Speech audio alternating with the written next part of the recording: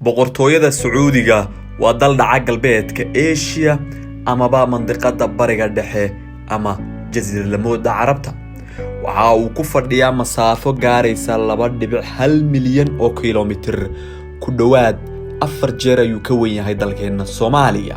waa dalka labaad ee ugu baaxadda weyn dalalka Carabta, sidoo kale waa dalka ugu weyn galbeedka Asia amaba guud ahaan bariga dhexe. waa dalka shanaad ee ugu weyn qaaradda Asia ahna kan 12aad ee ugu weyn caalamka oo dhan. wadanka waxa uu xuduud la wadaagaa 8 dal oo Carbeed oo kala ah Yemen, Cumaan, Imaaraadka Carabta, Bahrain, Kuwait, Iraq iyo sidoo kale dalka Urdun. waa dalka kaliya ee Imraan labada badood ee kala ah badda Cas iyo sidoo kale badda biyaha gacanka Persia. ku dhawaad 34 milyan oo qof ayaa ku nool wadankaasi.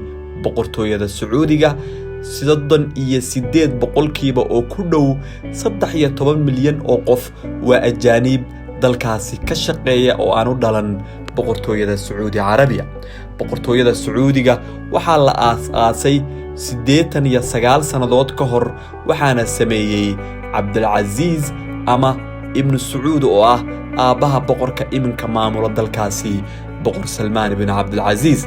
waa dal dhaca mandiqad muhiim ah, badankiisuna waxa uu yahay saxare balse aad hodan u ah. 6 sanadood kadib xilligii la aasaasay ayaa laga helay shidaal. maanta Sacuudigu waa dalka labaad ee ugu shidaalka soo saarista badan guud ahaanba caalamka, waana dalka koobaad ee ugu shidaal dhoofinta badan dunida oo dhan. sidoo kale Sacuudigu waa dalka leh kaydka shidaalka ugu ballaaran caalamka, waana kan shanaad ee leh kaydka gaaska ugu badan guud ahaanba caalamkan aynu ku noolnahay. waxaa loo tixgeliyaa in Sacuudigu uu yahay awoodda hogaamisa tamarta dunida. kaydka kheyraadka dalkaasi waxaa lagu qiimeeyaa lacag dhan 34 trilyan oo dollar.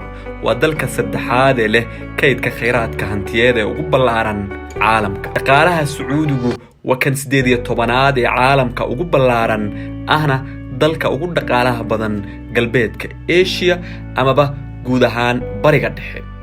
780 bilyan ayuu gaarayaa GDP-ga ama halbeeg hantiyeedka dalkaasi. guud ahaan dakhli sanadeedka soo gala qofka Sacuudiga ah waxa uu kor u dhaafayaa 54,000 celcelis ahaan sanadkii. waa dal ka mid ah wadamada heerka horumarka bulshadoodu uu aadka u sarreeyo. sidoo kale dalku waa mid ka mid ah dalalka nidaamka warshadaha ku horumaray ee G20. sharikadda shidaalka soo saarista ugu qaabilsan guud ahaanba dalkaasi waxaa lagu magacaabaa Saudi Aramco. waa sharikadda ugu qiimaha sarreysa caalamka, ahna tan soo xareysa hantida ugu badan sanadkii.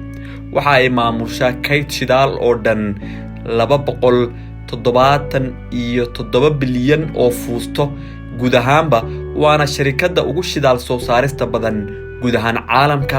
hantida ay soo saartana waxa ay kor u dhaafaysaa 1 trilyan oo dollar.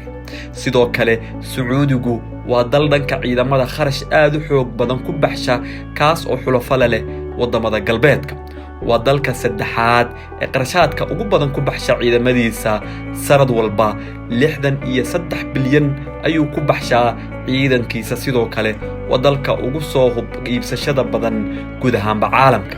nidaam ahaan waa dal boqortooyo oo islaami ah, waxaana maamulka dalkaasi haya qoyska boqortooyada. sharciga ugu sarreeyana waxa uu gacanta ugu jiraa boqorka, inkastoo dhaxal sugaha dalkaasi Maxamed bin Salmaan uu si rasmi ah guud ahaanba dalkaasi u maamulo. Sacuudiga waa dal saameyn aad u ballaaran ku leh mandiqada uu dhaco iyo guud ahaanba caalamka. siyaasadda dibadda ayuu dhaqaale aad u badan ku baxshaa si uu markaa u muuqdo, iyadoo dalal badan oo ay Iiraan iyo Turkiga ay ku jirto ay markaa isku hayaan hogaaminta iyo muuqashada dalalka guud ahaanba bariga dhexe dhaca. saaxiibayaal, mawduuceennii maanta oo ku saabsanaa macluumaad iyo xaqiiqooyin ku saabsan guud ahaanba dalka boqortooyada Sacuudiga waa naga intaa. tan iyo mawduuceenna kan xiga, nabadgelyo iyo nooli kulante.